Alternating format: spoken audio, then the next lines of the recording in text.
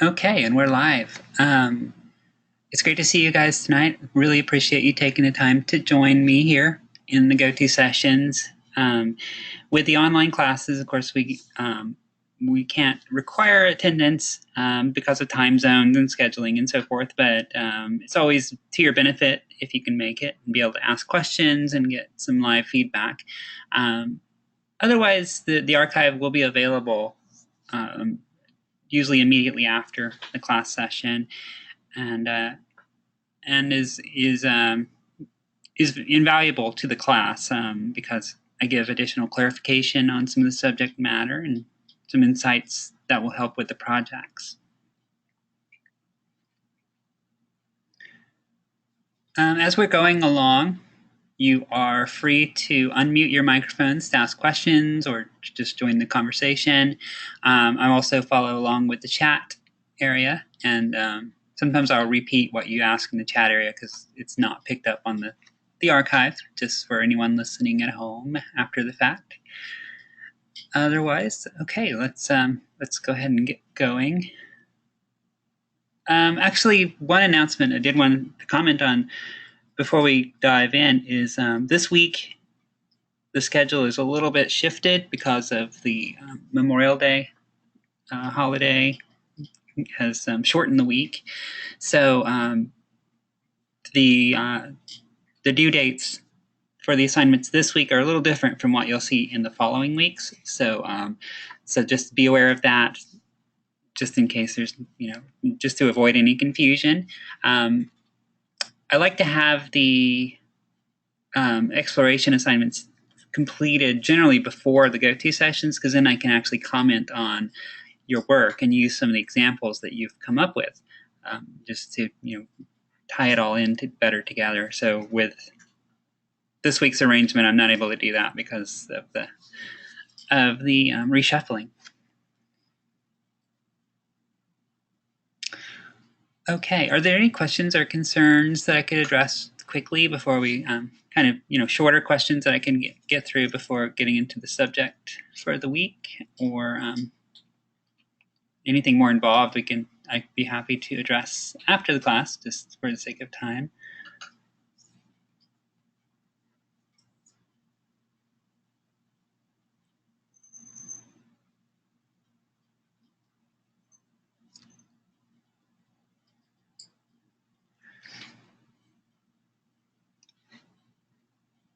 Okay, well, again, as we go along, if any questions come to mind, feel free to jump in. So this class is what I find with this class anyway is that students coming in don't really know what to expect from it. It's has an unusual title and doesn't really seem to communicate exactly what we'll be doing this month. Ultimately, though, this class is continuing what you started with the introduction class, as well as the new media tools class, in setting a foundation for the program. The stuff that we'll cover this month is really foundational in terms of it will inform your work in all manner of media. We really are not focusing on any specific discipline. It's not necessarily advertising or PR or journalism. We're not specifically focusing on graphic design or video production or any given media format, although we will be using Photoshop just as a convenient tool for practice. Really, the subjects that we'll cover this month will apply regardless of what type of media you're interested in working in, particularly those that are more visual in nature. So photography, graphic design, web design, advertising, and so forth. So the key term in the title of this course is aesthetics. When you hear that word, what comes to mind? What is that word? What is the meaning of that word to you?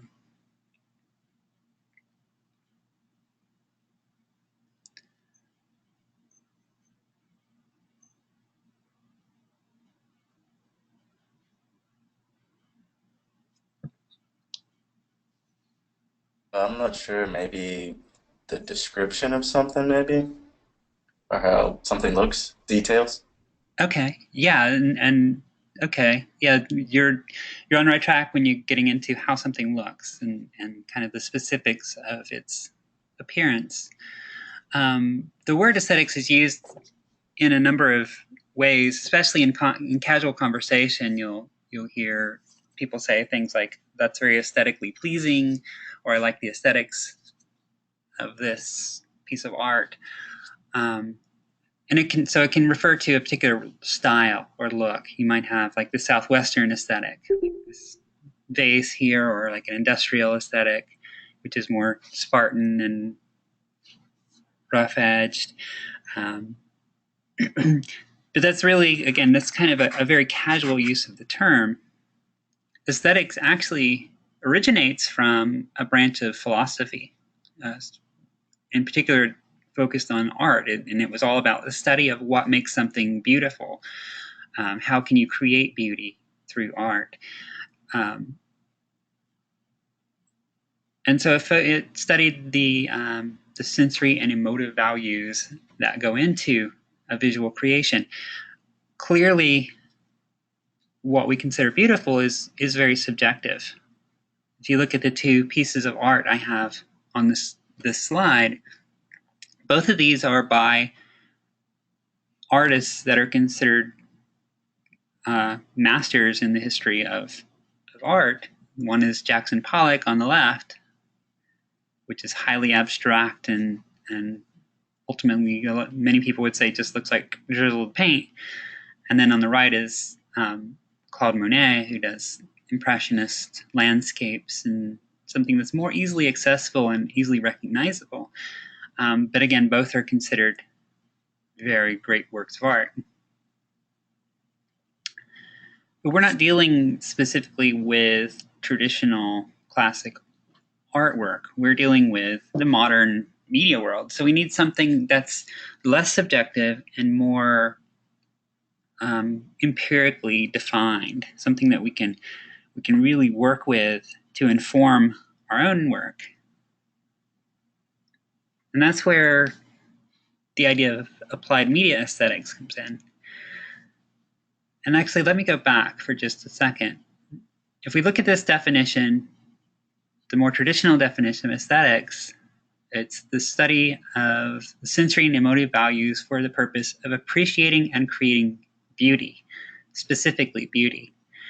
Now we get into media aesthetics, and the definition becomes the process in which we examine a number of media elements, how they interact, and our perceptual reactions to them. Notice that the word beauty is no longer mentioned at all. Instead, it's perceptual reactions, which is much broader in scope. It includes a whole lot more. Beauty generally is considered something very positive. Like I'm having a very positive response to seeing something that is beautiful. Whereas perceptual reactions can be very positive. Perhaps something makes us happy or is very awe-inspiring, but it could also be very negative. Maybe our goal in creating a piece of media is to evoke feelings of sympathy or sadness. You think about some of the commercials for different charities and different social causes.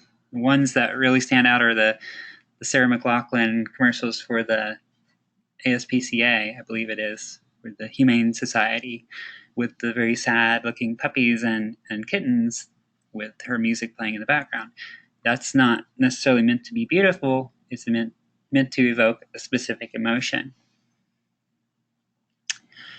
And that's what we'll be looking at this month, is how different combinations of imagery, of color, of visual style can help to evoke a particular reaction in your audience. We'll look at the emotional aspects of that, as well as simply the perceptual reactions or perceptual aspects of it. What grabs the attention more readily? How do you plan a viewer's experience of the media you create? how you direct their attention.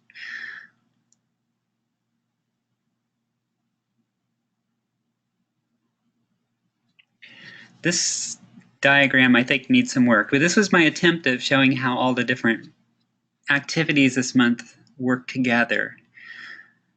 If you look at the breakdown on FSO, you'll see that there's 3 activities a week. You have the explorations, which are typically going to be on Tuesday nights, a Photoshop practice, and then the visual mission statement projects, which are called the mood board projects on here. The exploration assignments introduce your subject for the week. They'll have some readings or some video resources to watch, and then a short assignment or task that lets you explore those same topics in a more hands-on manner. So looking at examples from the media world. This week we're looking at advertisements. Next week we'll look at movie poster designs and then book covers in week 3.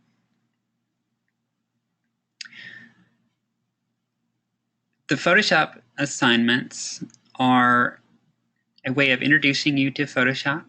So if you have never touched Photoshop before, you're okay. This is geared towards the beginner. So hopefully this will be a very soft introduction to what Photoshop can do. But each assignment is also designed to connect to the exploration. So you're using Photoshop tools that allow you to implement some of these ideas, the visual storytelling or color use and so forth.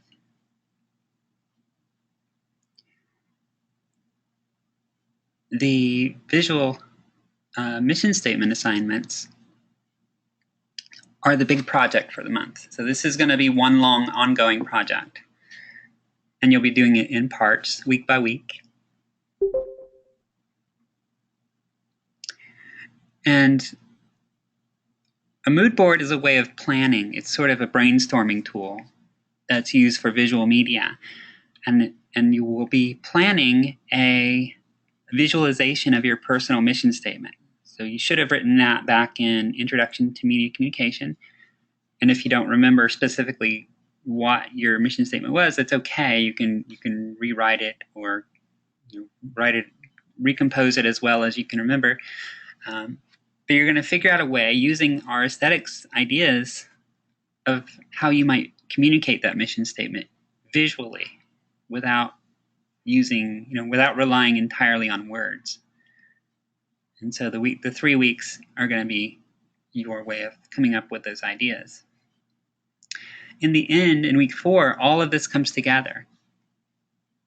You're going to take all this planning from your mood board assignment, mood board projects, and apply the Photoshop skills you've gained to actually create that design, to express your mission statement, your personal mission statement, as a visual design. It could be the idea of a movie poster or an advertisement or however you want to manifest that,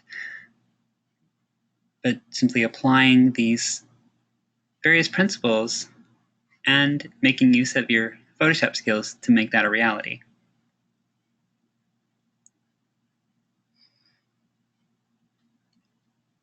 And are you excited about the use of Photoshop, or I'm just noticing your comment there, or the mood board, the visualization of your mission statement, or both?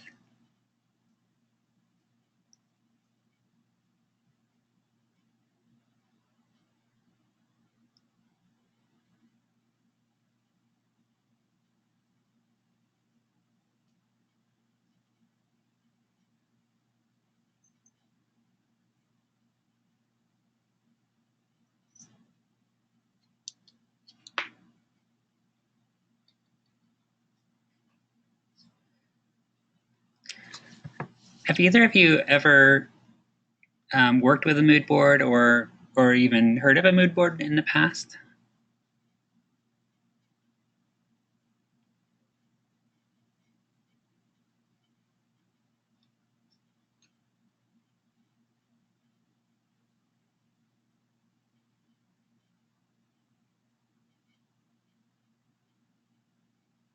Okay, excellent, great. Yeah, I find that many of my students coming into the class haven't really encountered this before. But yeah, it's really good that you have some background in this. And yeah, Pinterest is a useful tool for this as well.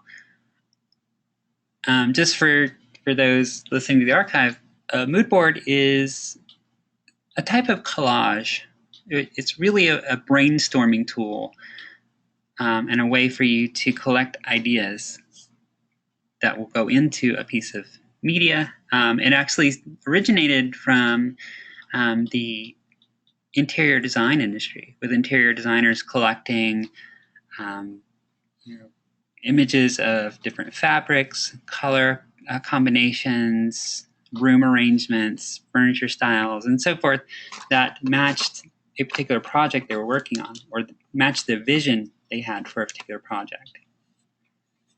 So they could see what worked together and get their ideas in order before they actually started any physical work on this design or this room design. And it was later adopted by graphic designers, much to the same purpose, as a way of coming up with the art direction before they actually dedicated hours to creating a piece of design work. They could come up with their ideas. And there's a number of benefits to this. First, and most fundamentally, is it lets you get your vision together and really crystallize your ideas in advance. The other benefit, though, is that you can share this with collaborators. So if you're working as part of a team and you are kind of the visionary for this project, you can share your ideas with the team and then they can more readily see the direction you're going. You can also share this with a client if you're working with someone. If you're working a project for a client and they have a particular idea or a particular need that they need this project to fill, you can run it by them and say, is this in the right direction? This is my idea. Does this look like what you're going for? And they can say yes or no, or give their input, and you can adjust things before you commit budget and time and work to creating this thing, avoiding any rework. The mood boards we're going to use this month are really more in the vein of the graphic design idea. They're going to collect your ideas for visual design based on your personal mission statement. So the way I phrase it in the assignment is, imagine that your personal mission statement is going to be turned into a movie, which, that might be ambitious, but just for the sake of the project, that's the concept that we're going with.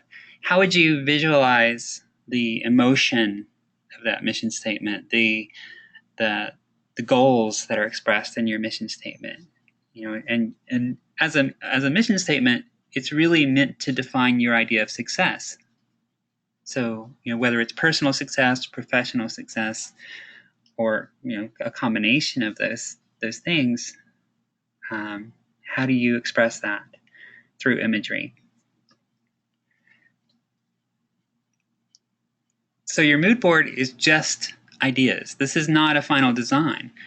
The example I have here is one from graphic design, and this particular artist is collecting examples of what looks like very 1960s era design, perhaps earlier, 1950s or 60s, as a reference. So they're, perhaps they like this very rough cutout art style or the particular look of the typography and so on. So they're using this to inform their own work later on. They've also collected typefaces and have started coming up with a color scheme.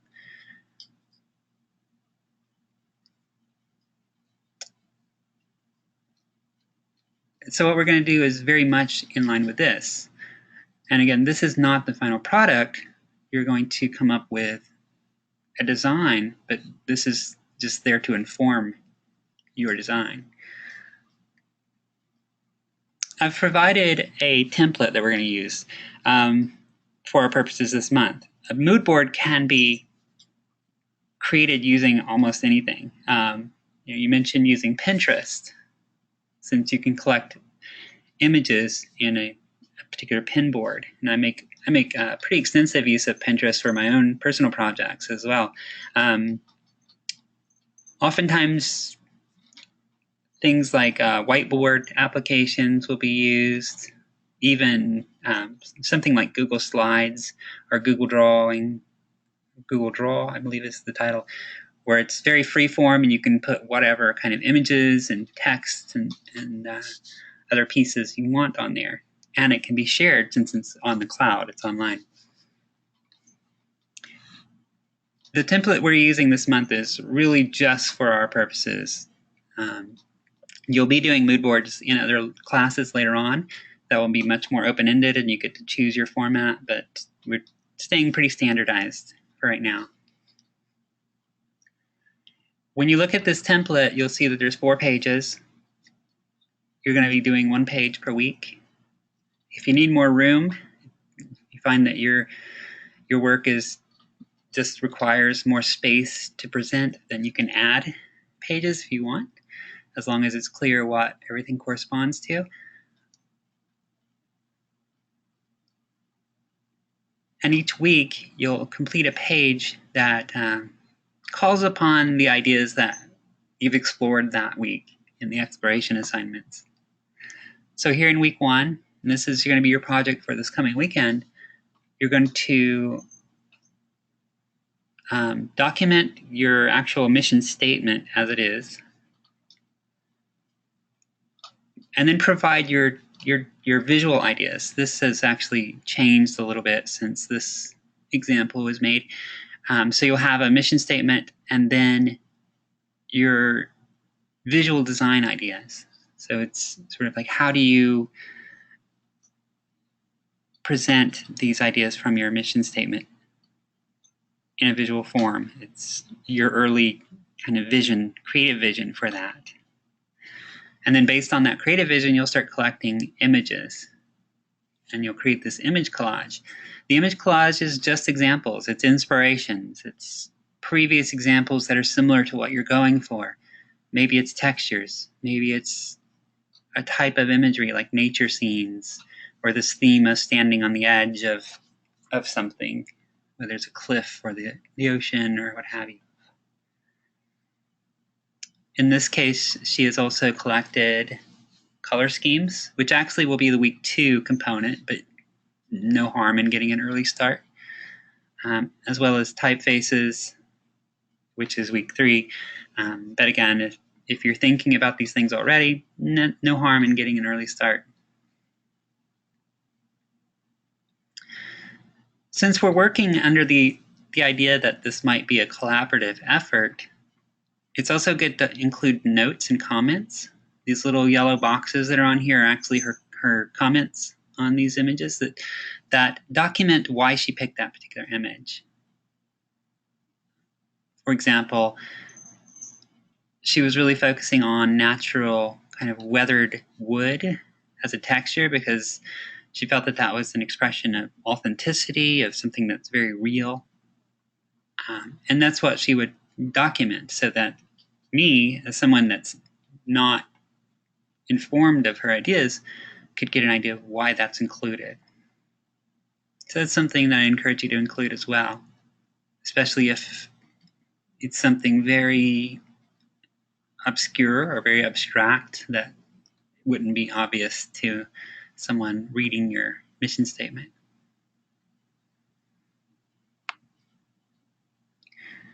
Week 2, we're going to be focused on color theory and color psychology. And so the focus of your mood board then is coming up with a color scheme.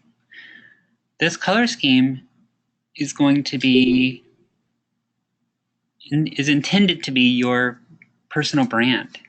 So think about some of the well-known brands that you encounter, like say Coca-Cola has the white and red colors. That's their brand identity. And you're going to be developing something of your own personal brand through this assignment. And that's something that you'll revisit throughout the MCBS program. So this is kind of setting some early early foundations for that. And you'll base this all around color theory, so formal color theory ideas that we'll study. So instead of simply picking arbitrary colors or colors that happen to be your favorites, you'll have an idea of how those colors interact with one another, how they influence the viewer's visual impression, and so forth. And I want you to document why you chose those colors with, connecting it back to the actual formal ideas that we've studied. And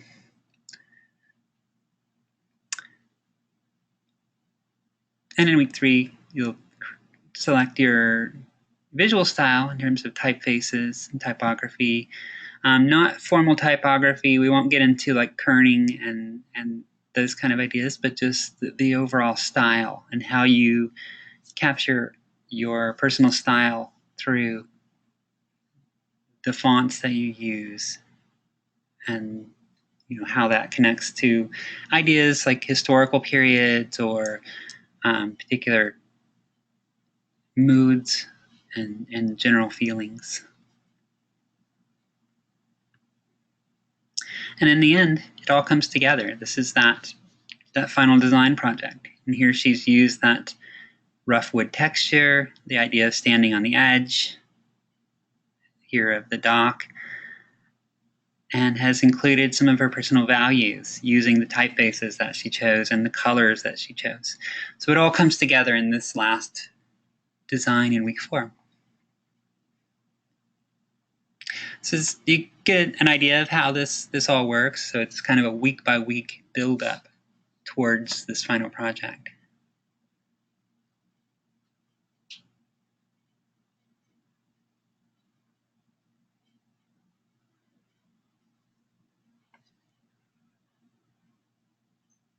Is that all good? All clear?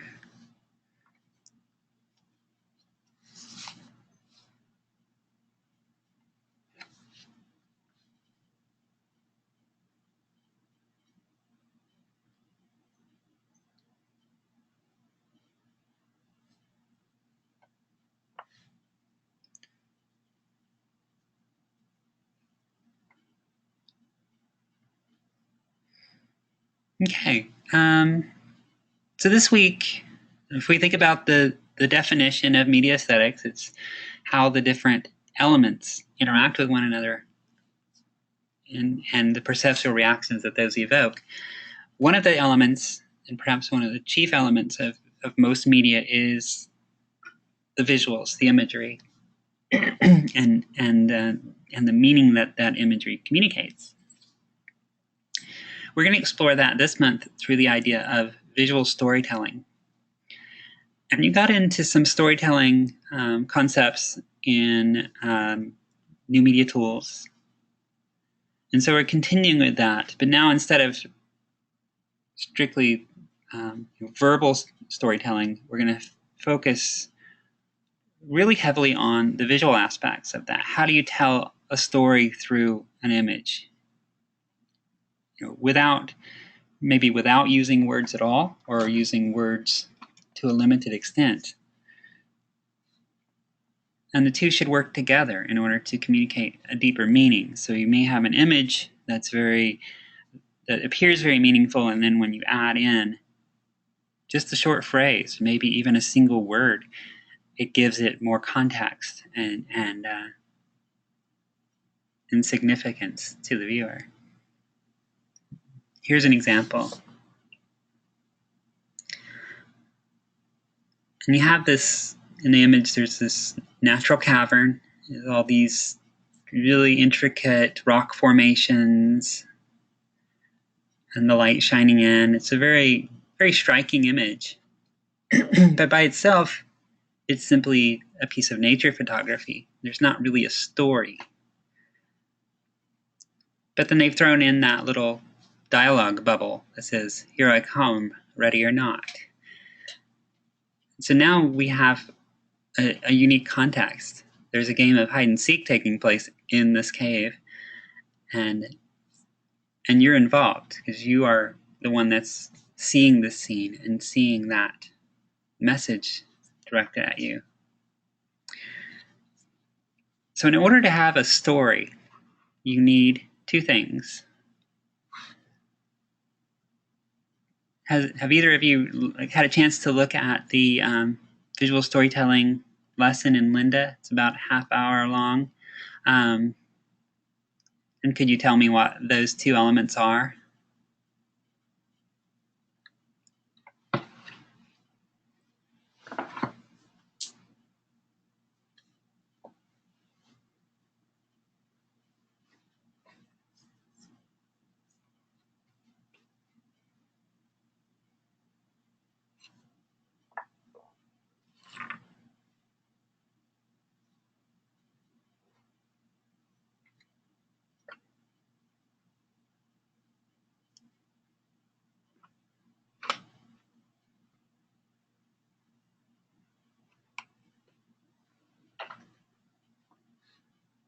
Okay,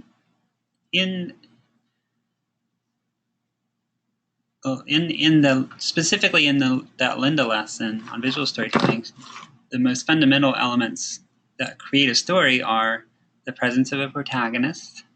So it needs to have a main character. And there needs to be a plot or a story challenge or problem that that protagonist is facing.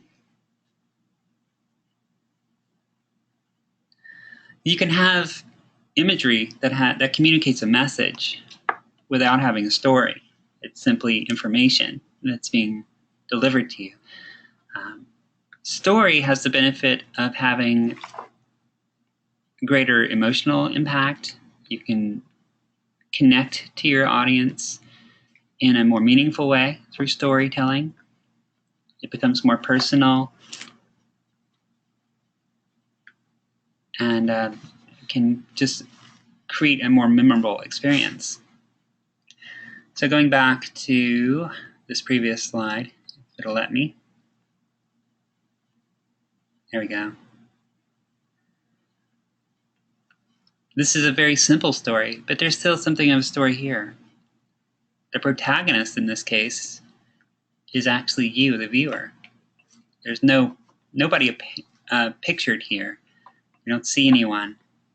But since you're the one you're seeing this from the perspective of someone who's in the cave itself and hearing that dialogue directed at you, you're put into that position. But sometimes, and perhaps more often, the protagonist and the story problem are prominently featured. So here we have a snowman who is facing a very horrific scene, if you were a snowman, and that's a snowplow coming in his direction, and he has this look of terror on his face. And so we have both the protagonist, the snowman, and the story problem, and that is the impending danger of the snowplow heading his way.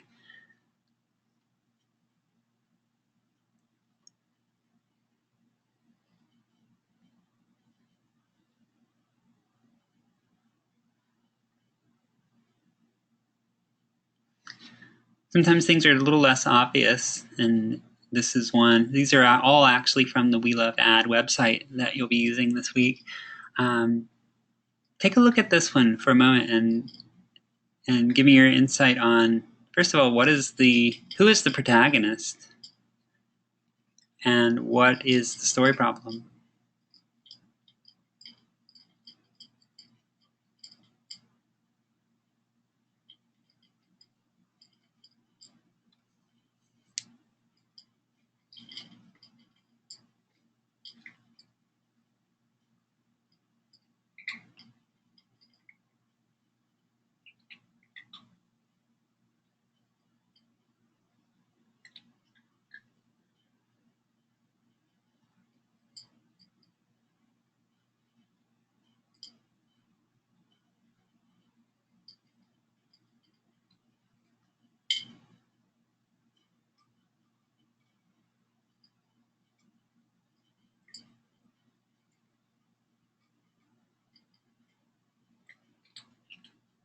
Okay, so the protagonists in this case are the skaters.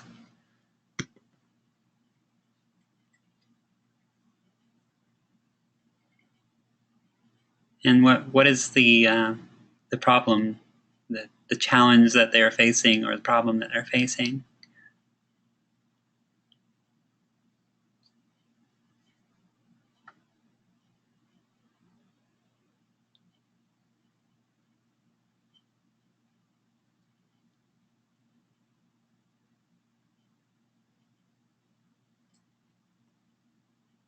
Notice the key here is that those scores that you see up at the top, and then connecting that to the "Sorry, I was eating a Milky Way," as spoken by the U.S. skating judge. And there's this discrepancy of that score, 2.5, in comparison to all these higher scores. So you have this, their shock and confusion over this clearly aberrant score from this distracted judge. And the idea is that the Milky Way bar just had been such a distraction that he wasn't able to stay focused. Yeah, there you go.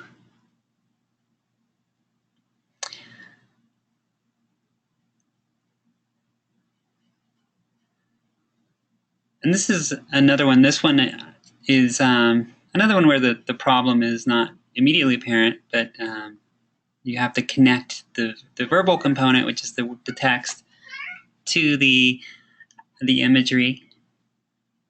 And so in this case, the protagonist is actually, again, you, the viewer, and you're put in the role of a parent who has just discovered their child drawing on the wall in crayon or markers.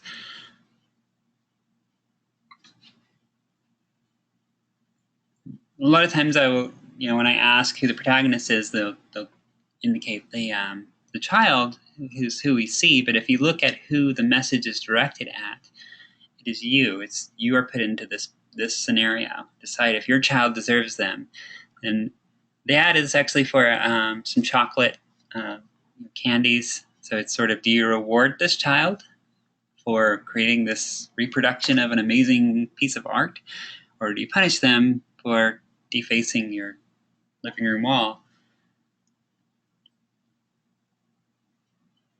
So the key in figuring out who that protagonist is to see who is playing that main role in the story. In this case, we could have said that the protagonist was the judge, but this is something that's happening. The experience is taking place by the skaters themselves. So it's an interpretation of who's put into that position. In this case, it is you as the hypothetical parent. With this arrangement, one thing that I like to bring attention to is the composition of this as an example of the rule of thirds. Have either of you ever worked with the rule of thirds or done any photography where you've made use of that idea?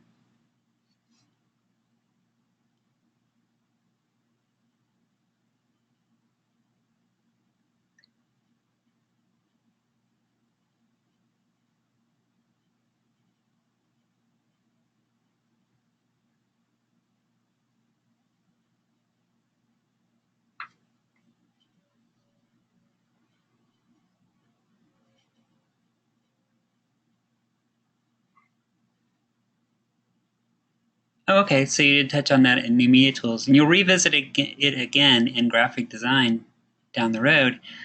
But just for reference, it's something that you can use in your own work. The rule of thirds is this idea that a good photo composition, it also applies to video and other media. In order to make an interesting composition, you can use these 1/3 rules, or 1/3 dividing lines. And you just kind of imagine these on your picture. Actually, in most modern cameras, you can turn this on so that they're superimposed on the picture. And you use these to position your subject. So our main subject here is the little girl, and you want to align that subject with the vertical or horizontal dividing lines, and most ideally going for these intersection points. So here she's aligned relatively closely to that left vertical line with her hand, which is sort of the implicating item of her drawing on the wall right there at the intersection. So it's very strategically placed. The idea is that this creates a more dynamic and interesting composition. If it was all centered, it would look like a very static portrait that didn't have any sense of action or context, but by offsetting that to that side, to that corner, we get a sense of how she interacts with her environment and the context of what's happening there.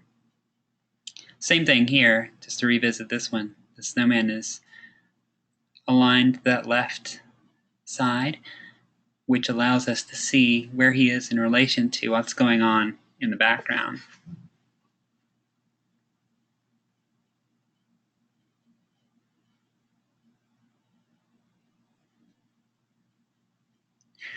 Another really powerful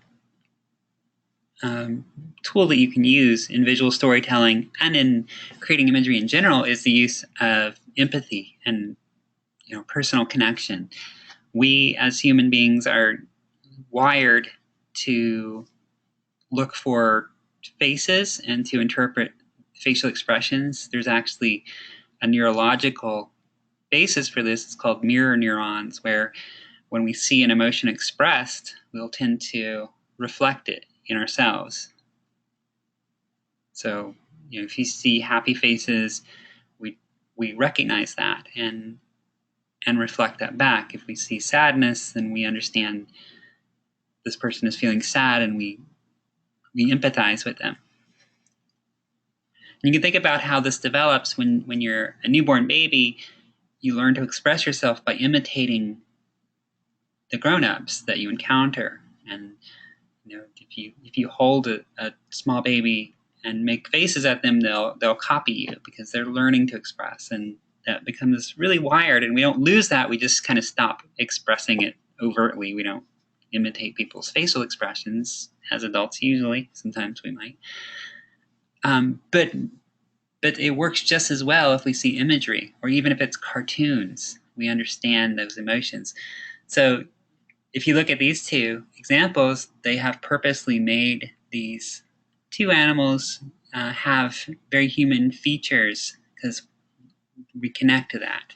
There's the grumpy looking bald cat, and then this little dog that is connected with the message. He may be small, but you should see his heart, and that very stoic, expressive face, which I can guarantee you has been slightly modified to look more human and more expressive. Because as designers, they know how impactful making that connection is.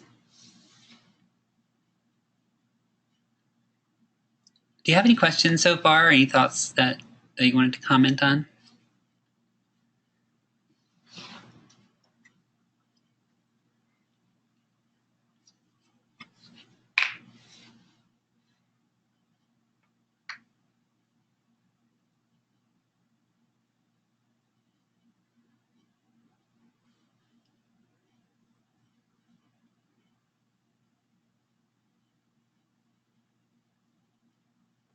Okay. Moving on in the topic of visual storytelling, are some of the techniques that she went over in the Linda video that help to create meaning or help to create interest in your visual stories. And there are a number of strategies that she went over.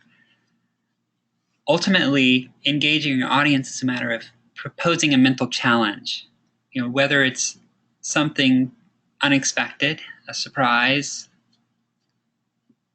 There's the snowman with the snowplow, and seeing the snowman kind of set in that almost horror movie like scenario is certainly unexpected. Even the expressions of the skaters and seeing that the perfect scores and then the very low score appearing on there.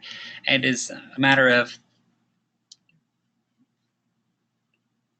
putting forth the unexpected. It can be very surprising and humorous. In fact, that's the next of the strategies, using humor, or it can be more meaningful, more poignant, and emotionally charged.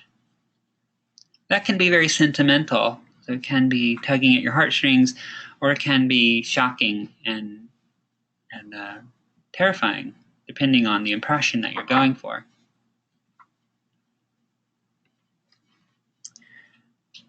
Using suspense. And suspense is the idea of kind of using a cliffhanger, making the audience wonder what happens next, putting your protagonist in a situation that is just on the verge of something dramatic happening so that it leaves unanswered questions. And that's a way of kind of mentally engaging your viewer because they are inclined to want answers. And then going to sort of a higher level of reasoning and processing is the use of symbolism and the use of visual metaphor. We all have certain symbols that we'll recognize and react to. Some of this is cultural. Actually, most of it is cultural in nature. And so you can make use of that in your visual stories instead of having very straightforward messages using symbols, and we'll get to examples in a minute. And then visual metaphor, and that's having something stand in for an idea, a more complex idea. And here's a visual metaphor, in fact. And the imagery immediately is pretty striking. We see this very dangerous looking set of jaws, followed by the context, the more far away view. And you see that it's just a little fuzzy dog. This is an ad for, I think it's a collision avoidance system for Volkswagen, and their tagline is "Danger is just a matter of distance." So what looks dangerous up close is not so bad if you can avoid it when it's still far away.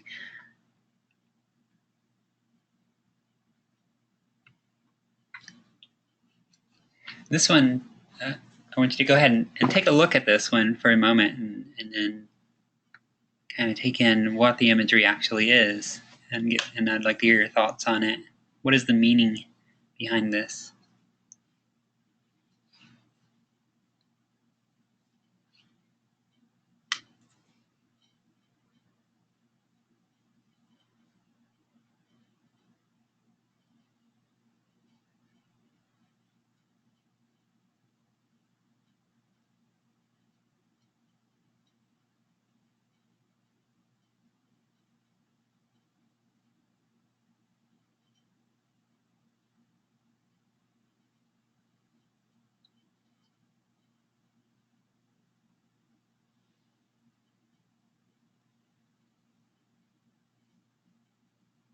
Any observations on this one?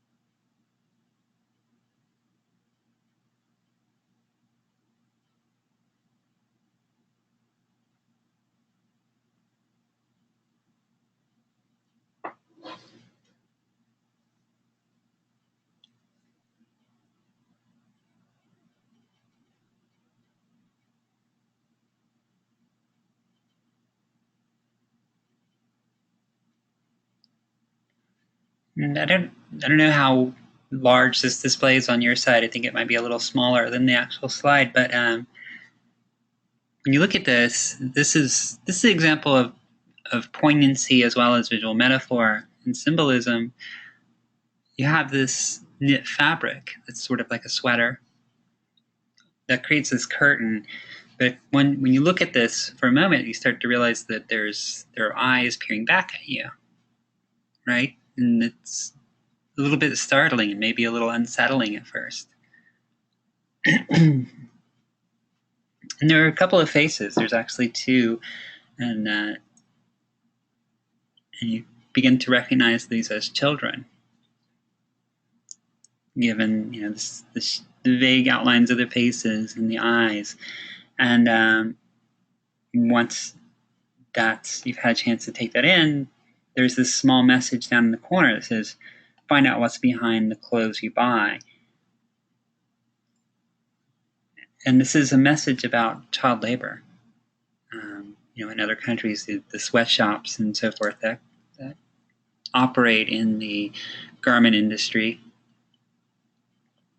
And so it's creating this very striking image in order to bring attention to that issue. This one's pretty subtle, and it's something that you really have to take in. Other times they're more overt. So a story can be just very straightforward and to the point. But notice the use of, it's almost sort of an ironic headline, "I wish my son had cancer." This is kind of an example of that use of kind of leaving the cliffhanger, leaving the unanswered questions, the use of suspense. Why on earth would anybody wish their son had cancer? And that paired with this very, very moving image of the father with his child really raised those question marks. And in this case, they actually spelled out the story. It's written very, very directly on the page, and it's about a child who has a very rare condition that just hasn't had any research because it's so rare. It hasn't been funded. Research has been funded, whereas cancer has been very thoroughly studied, and there are treatments. But they use that shocking headline to grab attention.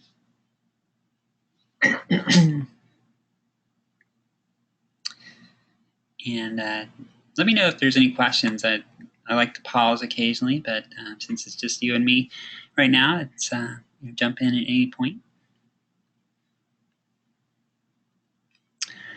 I had mentioned earlier that you can have imagery that is not a story. That in order to have a visual story, you need a protagonist and you need a story problem. So this is a visual metaphor. For farm to table, you have a symbol, the pitchfork representing the farm, and the symbol of silverware representing the table, but there really isn't a story being told here. We can kind of infer that there's more to this story. Obviously, that there's something happens in order to get the produce from the farm to the table, but that's not being told. We're just seeing this visual, this interesting visual.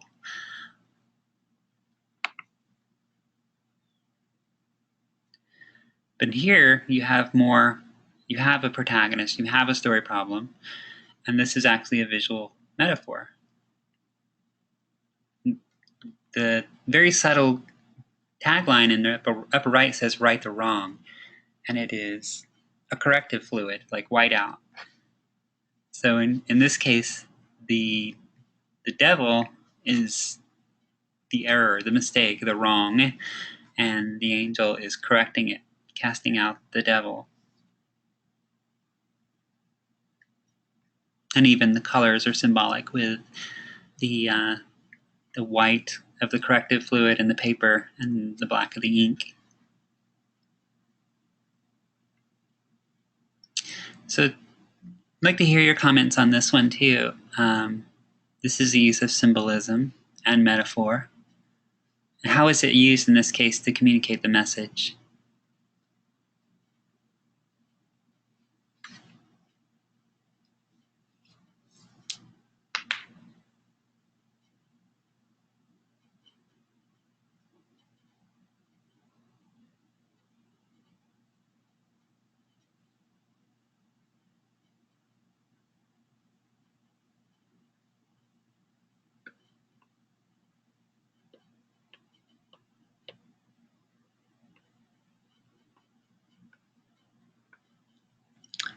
Right. Yeah, and the headline is "The Moroccan Government Covers Up Cases of Torture." But notice the use of symbolism. What is the most recognizable symbol of a national government other than the flag? So they have used this image where they're literally covering up this victim with the flag, with the symbol of the country, in order to symbolize this institutionalized use of torture within this country. So in that way, it makes use of that very recognizable symbol in order to communicate this this story about this particular cause. So when you think about symbolism and visual metaphor, think about what are some of our cultural symbols that have meaning. What will your audience recognize? Sometimes this can depend on the specifics of your audience. If you're talking to a particular subset, like people who are electronic gaming enthusiasts, or people who are involved in a particular profession, they will have their own set of symbols that they'll respond to. So knowing your audience is really key to that as well. Whereas others are more universal. We all recognize the stoplights, traffic signals, green, red, yellow, bathroom symbols, stop signs, danger signs, and so forth. And all those can be made use of in order to create symbolism that have deeper meaning. Do you have any questions, or that really brings us to the end of what I had prepared for this evening? Did you have any questions on anything we've gone over so far, or any of the assignments that are coming up?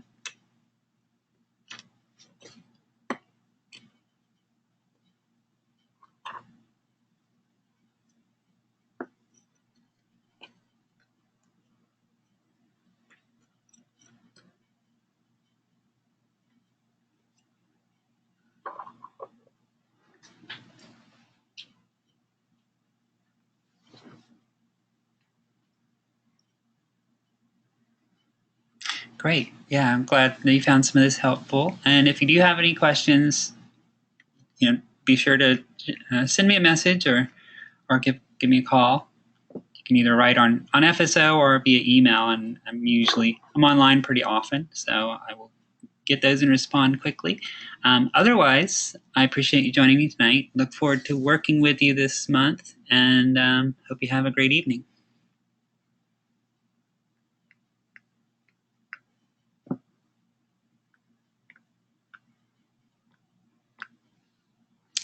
Thank you very much.